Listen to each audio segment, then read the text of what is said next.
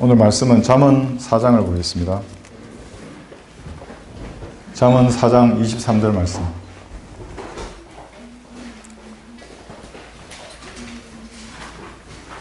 한 구절만 읽겠습니다. 잠언 4장 23절입니다.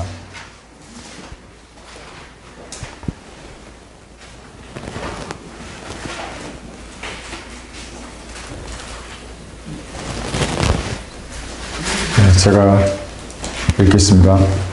열심히 다하여 내 마음을 지키라.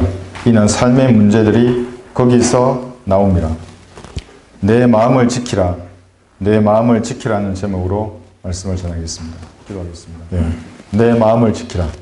삶의 문제들이 마음에서 나온다고 성경은 말씀하고 있습니다. 예수님께서 지상에 재림하실 그날까지 이 세상은 치열한 투정의 장소입니다.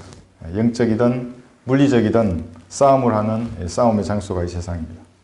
제가 군에 있을 때에 이런 장교가 있었습니다. 그는 이렇게 부대원들에게 말을 하면서 독려했습니다. 세상에서 싸움이 끝난 사람들은 모두 무덤에 있다. 살아있는 사람은 자신의 게으름과 싸우고 타성에 젖은 습관과 싸워야 한다. 무덤에 있는 자를 부러워하지 말고 살아있는 지금 자신의 앞을 가로막는 모든 장벽과 맞서서 싸우라. 싸워서 이기라. 이런 말로 부대원들을 지도했었습니다. 훌륭한 분위기였습니다. 그리스도인도 마찬가지입니다. 믿음을 지키기 위해서는 믿음의 선한 싸움을 싸워야 합니다. 집안의 가장은 식탁에 빵을 가져오기 위해서 싸워야 합니다. 청년은 공부하고 직장을 얻기 위해서도 싸워야 하는 것입니다. 세상에서 대충 공부해서 이루어지는 것은 없습니다. 학생도 그렇고 배우는 학생도 무엇을 배우든지 열심히 싸워서 성취를 해야 하는 것입니다. 자신의 나태함과 게으름과 이렇게 싸워야 하는 겁니다. 집안의 가장도 마찬가지입니다. 참고 인내하지 않고 다닐 수 있는 직장이 어디 있겠습니까? 그런 직장이 없습니다. 인내로 자신과 싸우고 열심히 일해서 가족을 먹여 살리는 것입니다. 사업도 마찬가지입니다. 다양한 환경 속에서 결심을 하고 일을 이렇게 처리하는 것은 싸움에 비교할 수가 있습니다. 이러한 싸움 중에서 가장 중요한 싸움은 영적인 싸움입니다. 영적인 싸움은 개인의 생사화복뿐만 아니라 가정과 또 이웃, 우리 민족의 운명도 달려 있습니다. 그래서 가장 중요한 싸움은 영적인 싸움인 것입니다. 인간의 힘으로는 이 영적인 싸움을 종결할 수가 없습니다. 육신의 장막을 벗든지 예수님 오셔서 우리가 공중으로 올라가든지 그렇게 해야 끝나는 이 영적인 싸움에 우리 모두가 참전해 있는 것입니다. 우리는 이 싸움을 거부할 수도 없고 도망칠 수도 없습니다. 주사위는 이미 던져졌습니다. 여러분은 이미 루비콘 강을 건넜습니다. 루비콘 강이 뭐냐면 그 이탈리아에 옛날 로마 시대에 강이 있습니다. 해외 원정 파병을 나갔던 군인들은 이 강에서 모든 무장을 해제하고 로마로 들어와야 하는 것입니다. 근데 무장을 하고 들어오면 로마에 반역을 하는 것입니다. 돌이킬 수가 없었던 것입니다. 그래서 되돌릴 수 없는 일을 했을 때 통상 이런 표현을 씁니다. 여러분도 이 루비콘의 강을 건넜습니다. 여러분의 받은 구원을 물릴 수도 없습니다. 하나님의 편에서 적의 편인 마귀의 편으로 갈 수도 없습니다. 만약에 마귀의 편으로 간다면 여러분들은 평생 여러분 안에서 역사하시는 그 성령님의 내적인 부담과 싸워야 합니다. 그러니 주님 편에 서서 승리하는 삶을 살아야 하는 것입니다. 인간들 멋대로 영적인 싸움을 종결하고 이 땅에 평화의 왕국을 건설하는 사람들이 있습니다. 모두 마귀의 자식들입니다. 영적 전쟁은 한창 진행 중인데 자신만 무장을 해체하면 바로 마귀의 종이 되는 것입니다. 이런 치열한 싸움에서 유일한 안식이 무엇이냐면 예수님께서 이 땅에 오셔서 죄인을 위해서 십자가에 피 흘린 그 사실을 믿음으로 구원받는 것입니다. 로마서 10장 9절에서 이렇게 말씀하십니다. 내가 내 입으로 주 예수를 시인하고 또 하나님께서 그를 죽은 자들로부터 살리신 것을 내 마음에 믿으면 구원을 받으리라. 그러면 주님께서 평안과 안식을 주시는 것입니다. 치열한 싸움터에서 울려 퍼지는 참으로 위대한 하나님의 말씀입니다. 매일 주님과 교제하면서 말씀으로 자신의 마음을 지키고 말씀으로 씻어서 삶의 문제를 해결하는 사람들이 가지고 있는 그 안식, 악한 세상에서 누리는 참된 안식입니다. 구원받고 하나님의 말씀을 실행하면 주님께서 참된 안식 가운데 우리는 갑옷을 입고 쉬는 것입니다. 이 말씀을 제외하고 안식을 주는 것은 그것은 참된 안식이 아닙니다. 그것은 뭐 적이 던지는 미끼이고 군에서 사용하는 부비 트랩과 같은 것입니다. 부비 트랩이 여러분 뭔지 아십니까? 눈으로 보기에는 아무런 이상이 없는데 만지면 폭발하는 것입니다. 군에서는 그런 걸 많이 씁니다. 군인들이 좋아하는 철모나 탄약이나 이런 것에 부비체로 감싸두고 만지면 터지게 하는 겁니다. 그럼 죽는 거죠. 폭발하니까. 그럼 마귀는 어디에다 이런 부비 트랩을 설치하겠습니까? 죄인들이 가장 좋아하는 것에다가 설치하는 것입니다. 육신의 정욕, 안목의 정욕, 세령의 자랑에다가 마귀들은 부비 트랩을 설치하는 것입니다. 폭발물을 숨기기 위해서 보기에 좋고 탐스럽게 만들어 놓습니다. 근데 그것을 속아서 만지면 폭발하는 것입니다. 지금도 영적인 부비 트랩에 속아서 마귀의 종으로 살거나 영적인 노숙자로 살아가는 사람들이 많이 있습니다. 이 주변에도 많습니다. 제가 이번 주에도 여기 와서 한번 봤는데 거기 큰 교회 그런 사람들인 것입니다. 바른 성경을 구부하는 자들은 본문에서 말씀하시는 자기 마음을 지키지 못한 그런 사람들입니다. 마음이 부패한 자들에게 주는 성경, 그것이 개혁 성경이고 금정역이고 그런 성경들입니다. 제가 지난주에 어떤 행기로부터 질문을 받았습니다. 어떤 사람들이 진리를 왜곡하는데, 단지 왜곡하는데 그 사람도 배교한 자입니까? 이렇게 질문을 했습니다. 제가 참 시간이 부족한데 간단하게 답을 했습니다. 배교한 자들은 배교한 성경을 가지고 있다. 여러분, 배교한 성경 뭐 어려운 거 없습니다. 삭제되어 있으면 그건 배교한 성경입니다. 왜 하나님의 말씀이 삭제됩니까? 보존하겠다고 약속했는데. 배교한 자들은 배교한 성경을 가지고 있다. 그 다음에 이 성경을 쓰더라도 우리와 영이 다른 사람들이 있습니다. 다른 영을 가진 사람들. 물론 이 성경을 쓰죠. 그런데 얘기해보면 영이 다릅니다. 그들도 배교한 자들이다. 다른 성경이기 때문에 다른 교리가 나오는 겁니다. 진리를 왜곡하는 겁니다. 배교한 자들입니다. 간단하게 제가 뭐 한 서너 줄로 얘기했는데 행진님 너무 좋아했습니다. 그런 것들입니다. 마음을 지키지 못한 그런 자들이 배교한 자들입니다. 싸움에는 항상 공격하는 사람이 있습니다. 그걸 공자라 그러고 방어하는 사람을 방자라고 이렇게 한번 얘기를 합니다. 통상 둘이 싸우는 것입니다.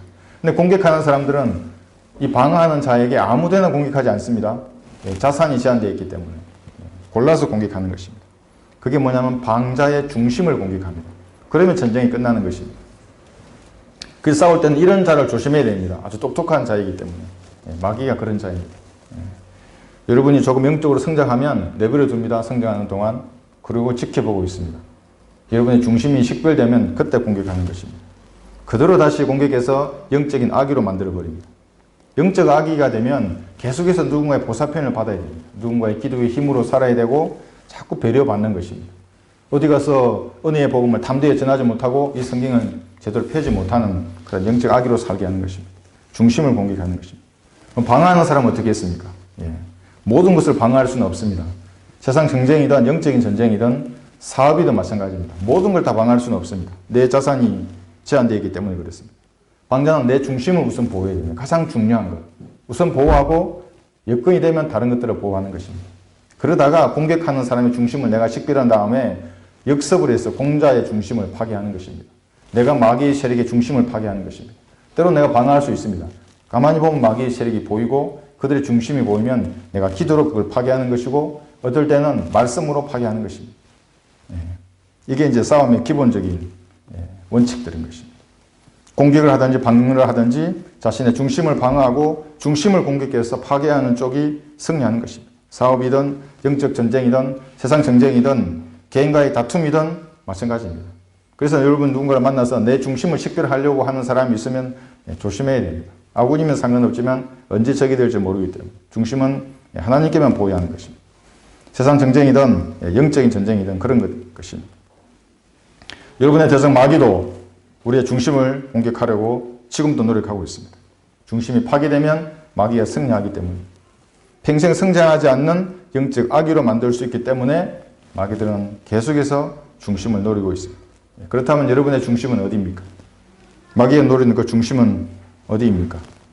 돈입니까? 아니면 명예나 권력입니까? 이런 것은 본문에서 말씀하시는 마음을 지키지 못하면 순식간에 연기처럼 사라져 버리는 것이기 때문에 여러분의 중심이 아닙니다. 오히려 이런 것들은 여러분의 영적 성장을 방해할 때는 십자가에 못 박아야 하는 것입니다. 여러분의 중심이 아닙니다. 여러분이 공격하는 적으로부터 방어해야 하는 최우선 요소는 외부의 눈에 보이는 것이 아닙니다. 여러분 안에 있는 마음입니다. 여러분은 이 마음을 적으로부터 지켜야 합니다. 마음을 지켜라. 첫 번째는 마음에서 나오는 징후를 식별하라입니다. 모든 것에는 징후가 있습니다. 여러분, 보이지 않는 인간의 마음속에 무엇이 들어있겠습니까? 성경은 정확하게 말씀하십니다. 왜냐하면 우리를 만드신 분이 하나님이시기 때문에 그렇습니다. 마가복음 7장을 한번 보겠습니다.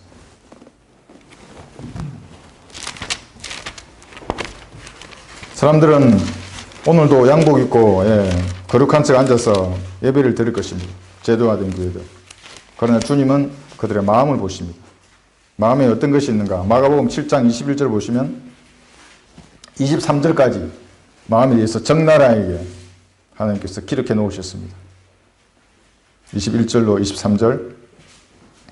이는 속에서, 즉 사람들의 마음에서 나오는 것은 악한 생각과 간음과 음행과 살인과 도둑질과 탐욕과 악의와 시기와 방탕과 악한 눈과 하나님을 모독함과 교만과 어리석음이기 때문이니 이런 모든 악한 것은 속에서 나와 그 사람을 더럽히느라고 하시더라. 누구도 외에 없습니다. 사람 마음속에 이런 죄가 있다는 것에 대해서 성경은 명확하게 기록하고 있습니다. 그래서 인간은 대단한 한 척 하는 사람도 사실은 별 볼이 없는 것입니다. 마음속에 이런 것이 있기 때문에. 이런 인간들이 아무리 자신의 겉을 무슨 계명을 지키려고 노력하고 산속에 들어가서 목탁을 무슨 수백 년 두드려도 아무 소용이 없습니다. 이 마음속에 있는 죄를 씻을 수 없는 것입니다. 급기야고 절제해도 소용이 없습니다. 무슨 평생 시집도 안 가고 장가가도 이 죄 문제, 마음속에 있는 이 악을 제거할 수가 없습니다. 노벨 평화상을 받아도 소용이 없습니다. 자신의 더러움을 씻어주기 위해서 십자가의 절구를 지셨던 예수님을 만나지 못하면 인간의 모든 노력은 쓸데없이 시간만 낭비하는 것입니다.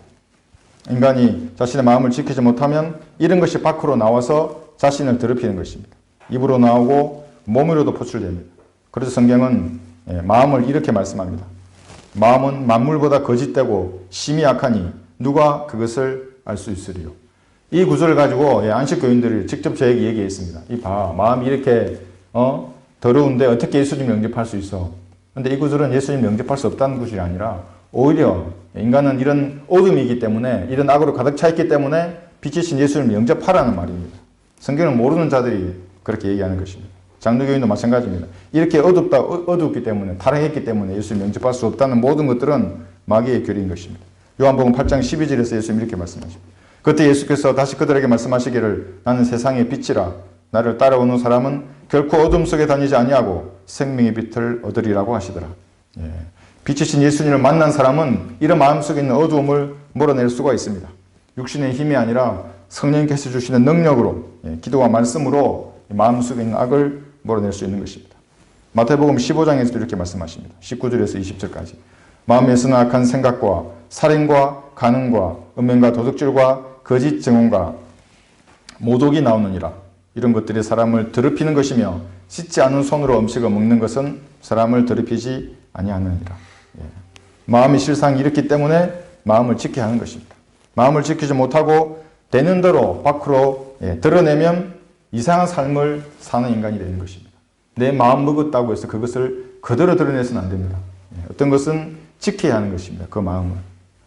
누가복음 6장 43절로 45절에는 또 이렇게 말씀하십니다. 이는 썩은 열매를 맺는 좋은 나무도 없고 좋은 열매를 맺는 썩은 나무도 없기 때문이라. 나무마다 그 열매로 하나니 가시나무에서 무화과를 얻지 못하며 실레나무에서 포도를 얻지 못하느니라. 선한 사람은 마음에 쌓은 선한 부화로 선한 것을 내고 악한 사람은 마음에 쌓은 악한 부화에서 악한 것을 내느니라. 이는 마음에 가득 찬 것을 그 입이 말하기 때문이라. 그래서 여러분, 사람이 말을 할 때는 주의해야 하는 것입니다. 다른 것하고는 다릅니다. 말을 할 때는 여러분의 마음속에 무엇이 들어있는지를 하나님 앞에도 나타내지만 다른 사람에게도 말하는 것입니다. 어떨 때는 여러분 육신적일 때는 그래서 입을 열지 않는 것입니다. 내가 육신적일 때는. 왜냐하면 내 안에는 육신이 드러나기 때문에 그렇습니다. 그래서 마음의 열매입니다. 말을 하는 것은. 마음에 가득 찬 것이 무엇인지를 알 수 있는 것입니다. 여러분들 정보요원들을 만나면 정보요원들은 어떻게 하는지 아십니까? 계속해서 질문합니다. 계속해서 말하게 합니다. 했던 질문을 다시 하고 또 다른 차원에서 또 질문하고 말을 통해서 그 사람의 진심을 알아내려고 하는 것입니다. 많은 정부위원들 그렇게 합니다. 지리수도 보내고 만나면 취소를 하면 이 사람 저 사람이 계속 또 동일한 것에 대해서 질문하는 것입니다. 말을 통해서 감추고 있는 중심이 무엇인지 알려고 하는 것입니다. 자신의 마음을 어떻게 지키느냐, 이것이 자신만의 고유한 삶을 만들어 가는 것입니다. 내가 마음먹은 것이, 여러분이 마음먹은 것이 다른 사람에게 영향을 미칩니다. 또 다른 사람의 마음먹은 것이 여러분에게 영향을 미치는 것입니다. 다양한 삶의 문제를 이 마음이 만들어내는 것입니다. 10길 물속은 알아도 한 길 사람 속마음은 모른다고 하는 이것은 왜 그러겠습니까? 이런 악을 감추고 포장하면서 이 마음이 변덕을 부리기 때문에 마음을 알기가 어렵다는 것입니다. 자신의 마음도 알지 못한 채 사람들은 그래서 서서히 타락하는 경우가 많습니다. 여기서 타락은 그리스도인들에게는 영적인 침체를 말하는 것입니다. 구원받지 않은 모든 사람들은 이미 타락해 있는 사람들입니다. 하나님과 분리되어 있고 지옥으로 향해서 가는 사람들. 그리스도인도 타락할 수 있는데 그것은 영적인 침체를 할 수 있는 것입니다. 잠언 14장 14절에서는 이렇게 말씀하십니다. 마음이 타락한 자는 자기 행위로 채워지겠고 선한 사람도 자기 행위로 만족하리라. 마음이 타락하면 행위로 채워지는 것입니다. 우선 마음입니다. 그 다음에 행동으로 드러나는 것입니다. 이러한 마음의 타락을 알 수 있는 데는 바로 행동으로 나오지 않습니다. 몇 가지 징후가 있습니다. 이 징후가 안전장치와 같은 징후입니다. 세상에는 하인리히의 법칙이라는 이론이 있습니다. 뭐 어려운 건 아닌데 책으로도 나온 이론입니다. 어떤 큰 사건이 하나 일어나기 전에는 100가지의 사전 징후가 있습니다. 작은 일들이 생기고 39가지의 보다 조금 큰 일들이 생기고 마지막에 이제 큰 일이 생기는 거예요. 우리도 마찬가지입니다. 영적인 세계에서도. 여러분의 마음이 타락하기 전에는 다양한 징후가 나옵니다. 그 다음에 점점점 커져서 결국 하나님을 배신하게 되는 그런 단계까지 가는 것입니다. 몇 가지 안전장치가 있는데 첫 번째 제가 많은 것 중에서 이것을 들었습니다. 여러분 11조를 도둑질하면 여러분의 마음은 타락을 했습니다. 제가 이렇게 말하면 헌금을 많이 하라 이런 얘기 절대 아닙니다. 돈 쓸 시간도 없습니다. 어떻게 쓰는지도 잘 모르고 하나님과 관련된 일 외에는 사실은 별다른 제게는 의미가 없는 일입니다. 근데 왜 제가 이것을 첫 번째로 했느냐 하면 제가 이런 사례를 직접 제가 겪었습니다. 어떤 사람은 자신이 하나님을 위해서 목숨을 내놓는답니다. 그래서 유서를 집에 써놓고 다닌다 이런 얘기를 들었습니다. 그런데 교회를 나간 사람들을 옹호하고 목사님을 비방하는 겁니다. 그래서 제가 질문을 했습니다. 11조는 하세요? 뭐라고 했겠습니까? 할 때도 있고 못할 때도 있고. 여러분 이게 그러면 자신의 생명을 드린다는 이 말이 여러분 거짓이겠습니까? 진실이겠습니까? 현금이 아까운데 주님을 위해 생명을 드린다? 거짓입니다. 여러분도 한번 점검해 보십시오. 저에게도 점검을 합니다. 그 부분은. 돈을 드릴 수 없는데 내 생명을 드리겠다? 거짓인 것입니다. 제가 현역으로 있을 때 누군가 저에게 질문을 했습니다. 군대생활 할 때. 제가 이제 부동산이 있는데 어떻게 그게 있느냐? 제가 모르죠. 저는 군대생활을 했으니까. 유선으로 받았느냐? 아닙니다. 제가 그랬죠. 당신은 잘 모르지만 하나님의 것을 도둑질하지 않으면 하나님께서 넘치도록 채워주신다고 말씀을 하시고 시험하라고 하셨다. 그걸. 당신도 한번 해보지 않겠느냐? 제가 그렇게 말한 적이 있습니다. 11조로 도둑질을 시작할 때는 마음이 타락하기 시작합니다. 하나님의 것을 도둑질했는데 아무런 이상이 없으면 이상한 것입니다. 주님보다 더 사랑하는 그것이 돈이든지 처자식이든지 일가 친척이든지 자신의 명예이든지 그것은 중요하지 않습니다. 뭐 어떤 것이 앞에 가로막고 있으면 마음의 타락이 시작하는 것입니다. 그러면 이제 그 중심을 마귀가 공격하는 것입니다. 이미 타격을 받은 것입니다. 여러분들. 그래서 성경은 이렇게 말씀하십니다. 마가복음 1장 12장 30절에서 너는 내 마음을 다하고 혼을 다하고 생각을 다하고 힘을 다하여 주 너의 하나님을 사랑하라. 이것이 첫째 계명입니다. 첫째 계명입니다. 하나님을 사랑하는 것입니다. 또 어떤 사람은 이런 얘기를 합니다. 하나님을 보다 먼저 사랑하는 것이 있으면 다 하나님께 바쳐야 한다. 이런 얘기를 하는 사람을 제가 들었습니다. 그럴 필요는 뭐가 있겠습니까? 하나님을 먼저 사랑하면 되지. 내 마음을 다하고 힘을 다하고 생각을 다하여 나를 위해 십자가에 지르고 주셨던 예수님을 사랑하는 것입니다. 두 번째는 뭐냐면 타락의 징후가 전도지를 나누어주고 구령하는 일에 무관심해집니다.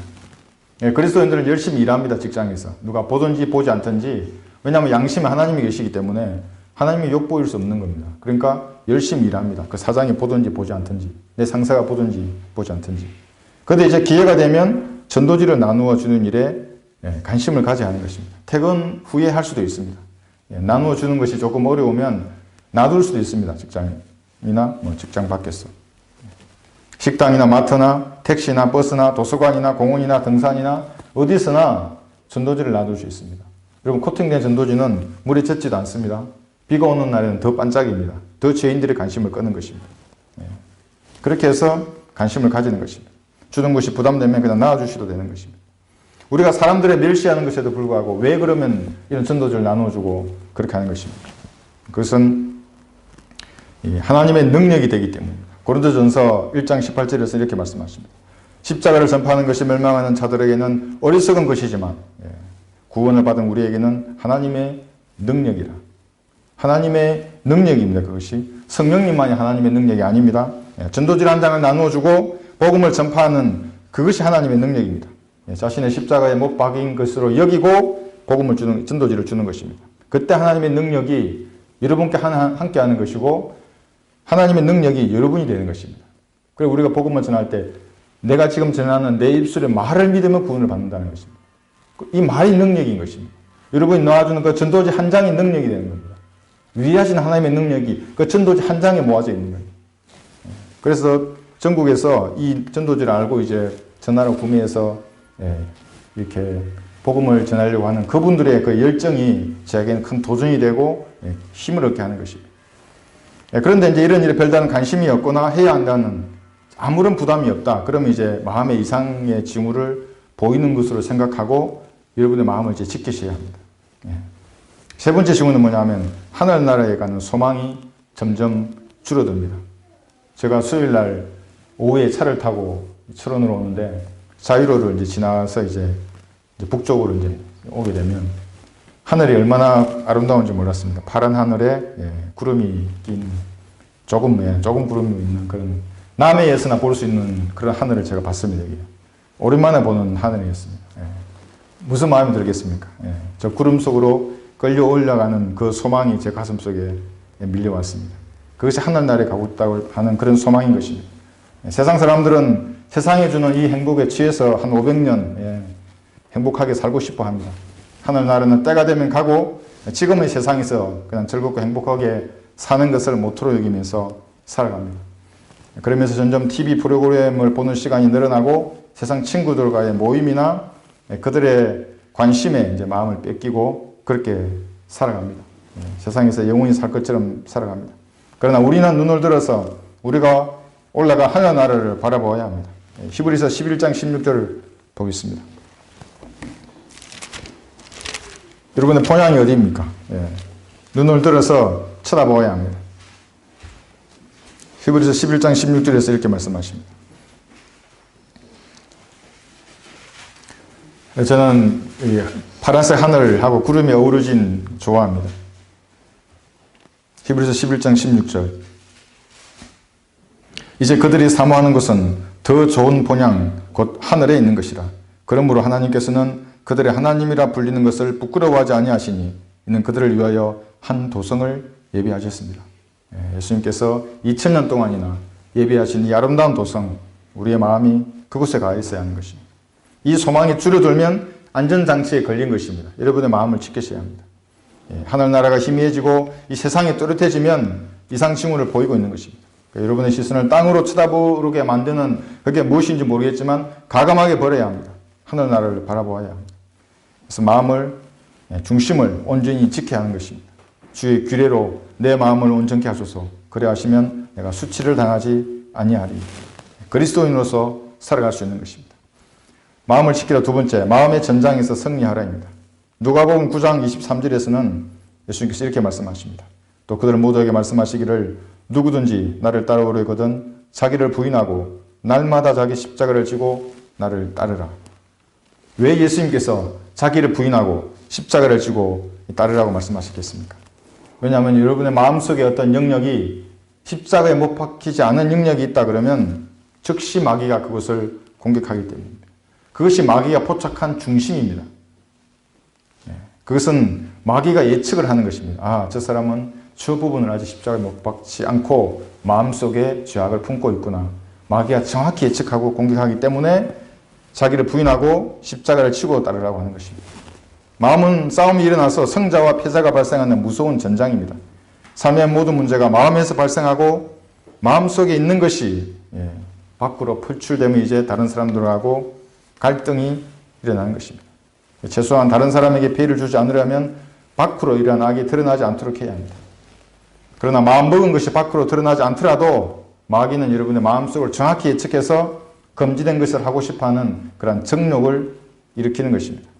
도둑질이든 간음이든 교만이든 방탕이든지 자신을 부인하지 않고 십자가에 못 박지 않은 능력이 있다 하면 바로 마귀들은 공격해서 여러분의 평안을 빼앗아봐 버릴 것입니다. 그러므로 예수님께서 십자가에 못 박히셨던 그 골고다 십자가에 여러분의 모든 어두움과 제약된 생각, 육신에 따른 나쁜 습관들, 자세와 태도까지도 십자가에 못 박아야 합니다. 그래서 여러분의 중심을 향해서 공격하는 그 마귀의 예봉을, 그 창끝을 꺾어야 하는 것입니다. 그렇지 않으면 날카로운 마귀의 창에 우리가 당하는 것입니다. 그렇게 되면 어떻게 되냐면 로마서 12장 2절과 같이 되는 것입니다. 너희는 이 세상과 일치하지 말고 너희 마음을 새롭게 함으로써 변화를 받아 하나님의 선하시고 기뻐하시고 온전하신 뜻이 무엇인지 입증하도록 해야 하는 것입니다. 할 수 있습니다, 우리는. 여기서 마음을 새롭게 함으로써 변화를 받으라 그랬죠. 하나님의 선하신 뜻, 제도화된 교인들도 선하신 뜻 가운데 살아가는 많은 사람들이 있습니다. 그들을 죄짓지 않고 착하게 살아가려고 합니다. 그 다음에 더 기뻐하시는 뜻, 그들도 하나님의 일을 하려고 합니다. 물론 비성경적이긴 하지만 나름대로 하려고 합니다. 여기까지 할 수 있습니다. 그 다음에 하나님께서 온전하신 뜻, 하나님이 원하시는 사역을 원하시는 때에 하나님의 방법으로 수행하는 것, 이것은 마음에서 자신의 마음을 지킨 그 그리스도인, 마음의 전장에서 승리한 그리스도인만이 할 수 있는 일입니다. 자신의 삶으로 이것을 정리하면서 살 수 있는 것입니다. 얼마 전에 기도할 때 저는 이런 마음이 들었습니다. 주님께서 왜 너를 불렀는지 알겠느냐? 여러분이 이렇게 질문하시면 뭐라고 답변하시겠습니까? 왜 너를 불렀는지 알겠느냐? 왜 이 성경을 알게 해줬는지 알겠느냐? 저는 제가 답변을 드렸습니다. 주님께서 그토록 많은 죄의 죄들을 용서하시고 인내하신 이유를 알았던 것입니다. 그래서 저는 그 일을 할 것입니다. 여러분도 자신에게 말씀하시는 주님의 명령을 식별해서 하나님께서 하시는 그 일을 수행하시면서 그렇게 사시기를 바랍니다. 이 마음의 전장에서 마귀가 노리는 것은 여러분이 죄를 지었을 때 자백하지 않고 그대로 가져가는 것입니다. 우리 행동이나 마음의 상태를 누구보다도 잘 알고 있는 마귀는 고소자입니다. 정죄하는 자입니다. 그래서 여러분이 죄가 있는데도 자백하지 않고 그대로 살아간다 그러면 계속해서 마귀가 그 자백하지 않은 죄를 통해서 공격하는 것입니다. 어둠의 터널에서 결코 빠져나올 수 없습니다. 죄의식 때문에 하나님을 제대로 만날 수 없습니다. 여러분 기도는 응답되지 않는 것입니다. 교제가 단절되고 영적인 축복을 받을 수 없습니다. 그러나 죄를 지으면 자백하면 됩니다. 그러면 모든 것이 정상이 되는 것입니다. 서 있다가 여러분 시간이 없으면 어떻게 하겠습니까? 저는 어디 서 있는데 제가 생각이 나면 어떻게 다른 사람이 보는데 어떻게 하지도 못하고 내 얼굴을 감싸고 기도한 적도 있습니다. 하나님 내가 죄를 지었습니다. 이 죄를 용서해 주십시오. 즉각 용서되는 겁니다. 그럼 내 마음이 금방 물된 동산같이 다시 살아나는 것입니다. 요한일서 1장 9절에서도 우리가 우리 죄들을 자백하면 진지하게 자백하는 겁니다. 그는 신실하시고 의로우셔서 우리 죄들을 용서하시며 모든 불의에서 우리를 깨끗게 하시느니라. 그렇게 되면 그리스도인들은 하나님하고 정상적인 교제를 할 수 있는 것입니다. 제가 아는 어떤 친구에게 하나님은 실상이라고 제가 얘기해 줬습니다. 아주 제가 처음에 구원받았을 때 장사를 하는 친구입니다. 장사는 물건들을 보여주면서 저게 실상이 아니냐, 저게 허상이냐? 실상이라고. 하나님도 내게는 실상이라고. 진짜 존재하시는 분이라고. 그 존재하시는 분 하나님 앞에 내 죄들을 자백하고 교제를 정상적으로 해야 하는 것입니다. 자백하지 않으면 그 마귀가 여러분의 죄를 걸고 넘어지는 것입니다. 자백하고 버리면 됩니다. 하나님 앞에 설 수 없게 만들고 아무리 기도해도 주님은 듣지 않는 것입니다. 환경을 이렇게 핑계대고 다른 사람을 핑계댈 것이 없습니다. 그러면 어둠의 굴속에 갇히는 것입니다. 문을 닫고 은밀히 계시는 거룩하신 분 앞에 모든 생각나는 죄들을 자백하는 것입니다. 그러면 주님과의 관계가 회복됩니다. 샘물과 같은 보혈의 능력, 우리 모든 그리스도인들이 사용할 수 있는 것입니다. 값없이 원하는 사람 누구든지 죄를 씻고 거룩한 삶을 살 수 있습니다. 그러면 하나님께서 원하시는 일이 무엇인지 확신하는 것입니다. 어떻게 하라고 분명히 말씀하십니다. 모든 여건을 보장해 주겠다고 주님께서 여러분에게 말씀하십니다. 그 일이 뭔지는 제가 잘 모르겠습니다. 그러나 개인마다 그 환경에 맞는 그 일을 하나님께서 말씀해 주십니다. 그건 교회에서 청소하는 일일 수도 있습니다. 남이 하지 않는 일일 수도 있고 다른 사람 섬기는 일일 수도 있습니다. 그 일을 해야 하는 것입니다.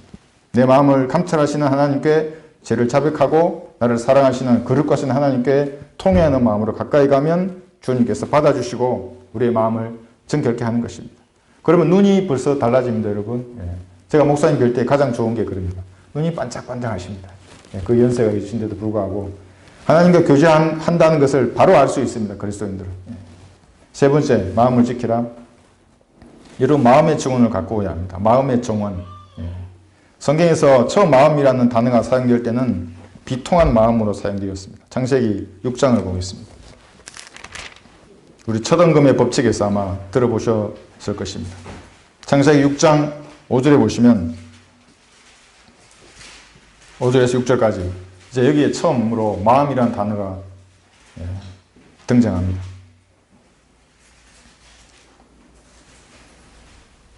하나님께서 사람의 사악함이 세상에 창대해짐과 그 마음의 생각의 모든 상상이 계속해서 악할 뿐임을 보시고 보십시오. 주께서 땅 위에 사람 지으셨음을 후회하셨으니 그 일이 그의 마음을 비통케 하였더라. 하나님도 마음이 가지고 계십니다. 하나님의 마음을 비통케 하는 겁니다. 무엇이 하나님 마음을 비통케 했겠습니까? 우리 마음속 생각의 상상이 악하면 그것이 주님의 마음을 비통케 하는 것입니다. 무엇이 슬퍼서 아파하는 것, 이것이 비통한 것입니다. 우리의 상상이 그렇게 하는 것입니다. 그래서 에베소서 4장에서 이렇게 말씀하십니다. 하나님의 거룩한 영을 슬프게 하지 말라. 너희가 그로 인해 구속의 날까지 인치심을 받았느니라. 우리가 슬프게 할 수 있는, 주님을 슬프게 할 수 있는 우리의 마음이 어떤 것이 있겠습니까? 제가 한번 읽어보겠습니다. 어리석은 말, 농담, 죄와 불결함, 거짓말, 빈둥거림, 과장, 자기 연민, 무관심, 감사하지 않음, 열매가 없음, 불평, 투덜거림, 인색함, 거짓 고소, 믿음의 부족, 증거하는 것을 거부함, 찬양하지 않음, 염려로 인해 슬퍼하시는 것. 이런 것은 이런 염려로 인해 주님께서 슬퍼하시는 것입니다. 구원받고 보존된 성경을 손에 든 여러분들의 마음은 아름다운 정원입니다. 여러 가지 종류의 꽃과 나무가 줄을 맞춰 심겨져 있는 잘 가꾸어진 그런 정원입니다. 그러니까 지난번에 우리 가서 별장을 봤습니다. 아름다운 정원 같았습니다. 그렇게 꽃들이 줄을 맞춰 잘 가꾸어진 그런 정원인 것입니다. 그러나 구원받기 전에 우리의 마음은 버려진 항려와 같은 그런 것입니다. 사막과 같았습니다. 잡초가 무성하고 물이 부족해서 갈라져 버린 그런 나무들, 그런 토양들, 누군가 버린 쓰레기가 나둥기던 황량한 정원이 구원받기 전에 우리의 마음이었습니다.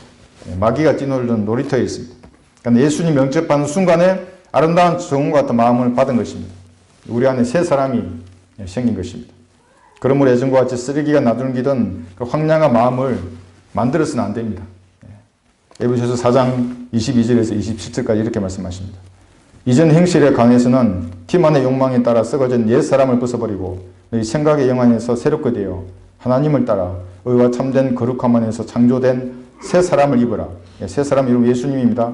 그러므로 거짓을 버리고 각자 자기 이웃과 더불어 진리를 말하라. 우리가 서로 지체이기 때문이라. 화를 내되 죄는 짓지 말고 해가 지나지도록 분노를 품지 말며 마귀에게 틈을 주지 말라. 이런 마귀에게 틈을 주면 그대로 들어오는 것입니다. 여러분의 마음의 상태를 누구나 잘 압니다. 마음속에 있는 것은 계속해서 욕망, 이것은 뭔가를 요구하는 것입니다. 결코 충족되지 않습니다. 눈은 보아도 여러분 차지 않습니다. 시국이 여러분 찹니까? 계속해서 뭔가 먹고 싶어 하는 것입니다. 다른 것도 마찬가지입니다. 마음속에서 나는 그 욕망들, 죄악의 욕망들은 결코 충족되지 않습니다. 그렇게 하다가 죄가 장성하면 어떻게 되겠습니까? 그러므로 욕심이 잉태하면 죄를 낳고 죄가 장성하면 사망을 낳느니라. 죽음도 마음에서 시작됩니다. 그래서 마음이 모든 문제의 근원인 것입니다. 마음을 지키지 않으면 이렇게 되는 것입니다. 마음의 증언을 가꾸어서 마귀에게 틈을 주어서는 안 됩니다. 주께서 선물로 주신 아름다운 마음의 증언을 잘 관리해야 합니다. 난장판으로 되도록 만들어서는 안 되는 것입니다. 그래서 갈라디아서에서는 이렇게 말씀하십니다. 5장 16절 내가 이것을 말하노니 성령 안에서 행하라. 그래야면 너희가 육신의 정욕을 이루지 아니하리라. 육신의 정욕은 우리 아름다운 마음의 정원을 난장판으로 만드는 것입니다. 다 뽑아버립니다. 풀도 뽑아버리고 쓰레기도 뒹구게만 이런 것들을 우리가 차단해야 하는 것입니다.